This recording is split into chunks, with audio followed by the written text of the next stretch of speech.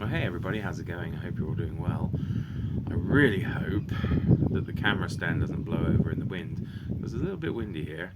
And I'd like to talk to you about two books I've just finished, both part of the wonderful event of June on the Range, hosted by Michael K. Vaughan.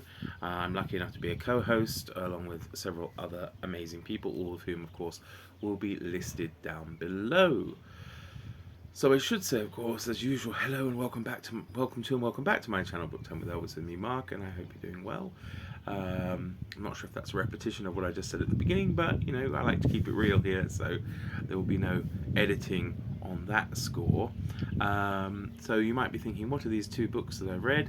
Both were fantastic. The second one was actually a reread, so I knew going into it that it was fantastic. But yeah, let's start off with the first one. Now, the first one is the Oxbow Incident by Walter Van Tilburg Clark. And you can see there it has something to do with hanging because of the cover. You know, you can judge this book by its cover to some degree. Now, what this book is about is pretty much that. It is about to all intents and purposes, a lynch mob, and it is about mob justice. And it's kind of philosophical. I believe some people have said it's the first kind of serious Western. And there's certainly that to it. It's a bit of a slow burn to start off with. Basically, they're just kind of hanging out in the saloon, playing cards, chewing the fat kind of thing, and then somebody comes in and says, you know, there's been a murder, and some cattle have been stolen, you know, by cattle rustlers and that kind of stuff. And so they head out to, to issue mob justice, to lay down mob justice on those they believe are responsible. There is a kind of, as I said, kind of philosophizing about the meaning of justice and, you know, the rights and wrongs of lynch mobs, that kind of stuff. But yeah, they get a posse together, which is pretty much just the lynch mob in disguise, and they head off to punish those responsible.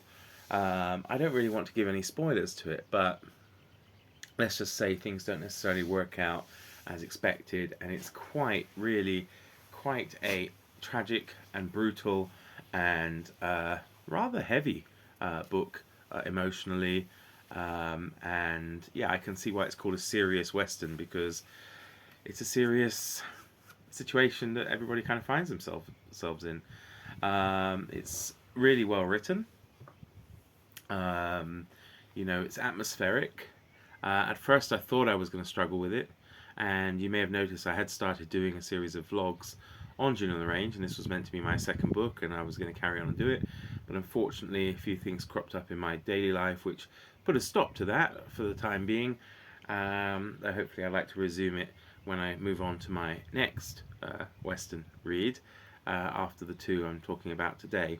So the Oxbow Incident, give it a go as your first Western. I'm not sure. If you like serious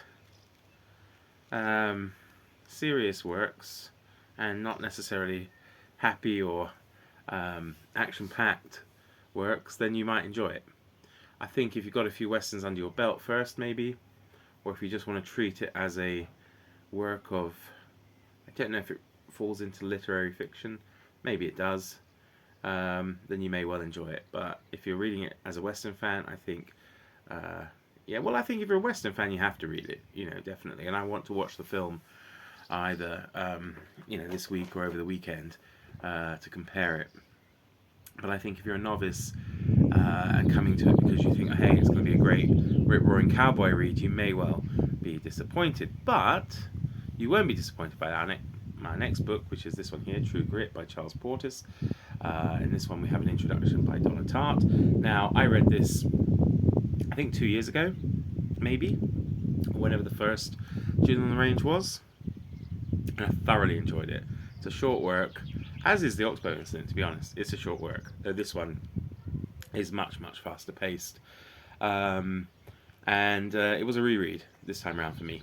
So I actually listened to the audiobook instead of rereading the physical copy, and the audiobook is actually narrated by Donna Tartt, and she does a really good job, I think, because the main character in this is I don't know if she's 13 years old, 14 years old, girl, Maddie Ross, who goes off in search of the to get help really, and to find the person who's responsible for the death of her father, for the murder of her father, and it brings her into contact with Rooster Cogburn, so well played by both John Wayne and Jeff Bridges, and also Mr. LeBeouf or LeBeef, who's a Texas Ranger. So Cogburn's a U.S. Marshal, LeBeef is a Texas Ranger, and Maddie Ross is a young teenage girl, and they go off in search of a hardened killer and a gang as well. So I did rewatch the 1969 film with John Wayne just before I finished this, actually. But you know, as I said, for me there were no spoilers as I'd already read it, and I'd seen the film True Grit, the original 69 version, a few times before. Now the newer one, I think it's 2010. To me, I don't know. In some ways, I like it better. I know it's sacrilegious for a lot of people, but I really enjoyed it. I mean, I love John Wayne. Don't get me wrong, but I think, I don't know. There's just something about the newer film. Maybe I prefer the Maddie Ross character and others, and I think Jeff Bridges does do a good job. They both deliver the immortal line. Both Bridges and Wayne deliver that immortal line. Fill your hand, you son of a bitch, in a different way, but both good in their own way. But anyway, that's really nothing to do with the book, although you should read it.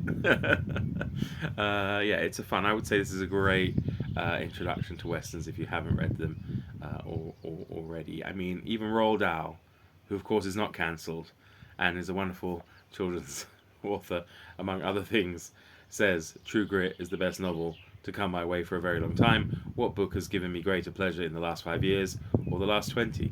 What a writer. And I'd say that is a fair assessment too of that wonderful book, True Grit. So definitely, if you need something to get started in the Western genre, you cannot go wrong with Charles Portis's True Grit.